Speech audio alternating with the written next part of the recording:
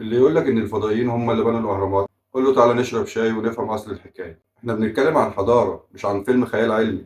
من أكتر من 4500 سنة في قلب الصحراء وتحديدا على هضبة الجيزة اتبنى أعظم مبنى عرفه التاريخ، الهرم الأكبر، مش بس عشان ضخم ولا عشان بقاله آلاف السنين ولسه موجود، لكن عشان هو دليل حي إن الإنسان المصري القديم كان عبقري، عبقرية تفوق الخيال.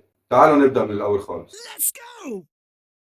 الحضارة الفرعونية ما طلعتش فجأة، أصل هي مش طفرة، ده تطور طبيعي بدأ من العصر الحجري، من ناس كانوا بيصطادوا ويزرعوا لحد ما بقى عندهم دولة موحدة ونظام حكم ودين وهندسة وزراعة وتقويم وكتابة. لما تبص على التطور المعماري من مقابر نقادة وأبيدوس للمصاطب وبعدين الهرم المدرج بتاع زوسر وبعدين الأهرامات بتاعت سنفرو وبعدين تيجي تقف قدام هرم خوف وتشوف رحلة علم ومعمار وفكر، مش هتشوف فضائيين نزلوا فجأة وحطوا بلوكات. الهرم الأكبر ما اتبناش في يوم وليلة، ده مشروع ورا منه تخطيط هندسي وعمل بشري شاق وتنظيم دقيق. تخيل إن مساحة قاعدة الهرم حوالي 13 فدان وارتفاعه الأصلي 146 متر، وكل ضلع من الأضلاع الأربعة متساوي وبدقة متناهية. الزوايا كانت معمولة بميزان مية بدائي بس عبقري. طيب هما جابوا الحجارة منين؟ جابوها من محاجر طورة ومحاجر أسوان. في حجر اسمه الجرانيت اتجاب مخصوص من أسوان واتنقل في مراكب على النيل واتسحب على زلاجات خشب فوق الرمل المبلول. أيوة مفيش سحر، في علم. علماء المصريات اكتشفوا منقوشات على جدران اسمها بردية وادي الجرف بتحكي عن بعثة عمال كانوا بينقلوا أحجار للملك خوفو بإشراف مهندس اسمه مرر. شغل عادي بس منظم. طب مين اللي بنى؟ مش عبيد، لأ. الحفريات حوالين الأهرامات أثبتت وجود قرية كاملة للعمال فيها أفران وأماكن أكل وعظام حيوانات ونظام توزيع أكل وحتى مستشفى. يعني الناس دي كانت شغالة ومكرمة وكانوا شايفين إن بناء الهرم عبادة في حد ذاته لأنه بيبني بيت للملك في العالم الآخر.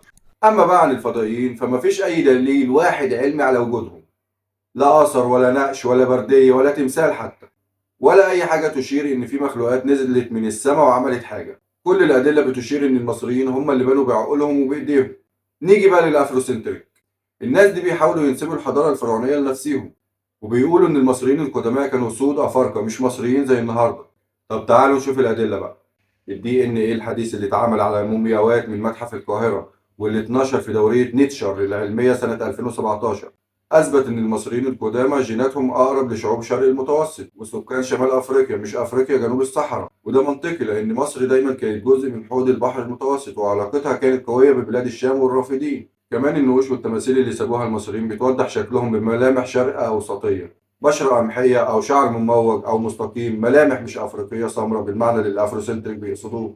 ونيجي بقى للغة الهيروغليفية، أصلا ملهاش أي علاقة بلغات أفريقيا الوسطى أو الغربية، هي لغة مستقلة من فرع اللغات الأفرو آسيوية زي العربية والعبرية والأمهرية. الأفروسنتريك مشكلتهم إن هم بيتعاملوا مع التاريخ بعاطفة مش بعلم، بيحاولوا يسرقوا حضارة مش بتاعتهم علشان يحسوا بالفخر بدل ما يبنوا حضارة خاصة بيهم. بس إحنا مش محتاجين نسرق حضارات، إحنا أصل الحضارة.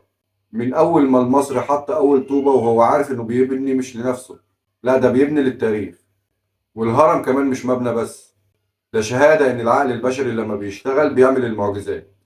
فاللي يجي يقول لك إن الفضائيين هم اللي بنوا الأهرامات قول له لأ، المصريين هم اللي بنوها بعقولهم وإيديهم وصبرهم ودمهم اللي نشف تحت شمس الصحراء. واللي يجي يقول لك إن الحضارة الفرعونية مش مصرية قول له أنت غلطان وراجع كتب التاريخ وشوف الدي إن إيه وشوف الآثار وشوف الأسماء وشوف الملامح وشوف النيل. النيل اللي شرب منه جد جدك واللي وقف عليه الفرعون وشاور على الشمس وهو بيقول أنا ابن رع. الأهرامات مش لغز، الأهرامات معجزة بس معجزة بشرية عملناها إحنا وسبناها تشهد علينا. واللي مش عاجبه يبقى عنده مشكلة مش في التاريخ، لا ده في نفسه. لأن مصر مش محتاجة حد يصدقها، مصر بتتكلم عن نفسها من فوق قمة الهرم. وبكده تكون خلصت حكايتنا النهاردة، بس الحكايات عمرها ما بتخلص، دايما ورا كل قصة في أصل وإحنا هنا علشان نحكيه. لو عجبتك الحكاية دوس لايك واشترك في القناة وفعل الجرس علشان لما نرجع بالحكاية الجاية تكون أول واحد يسمعها. استناني في أصل جديد من أصل الحكاية. السلام عليكم.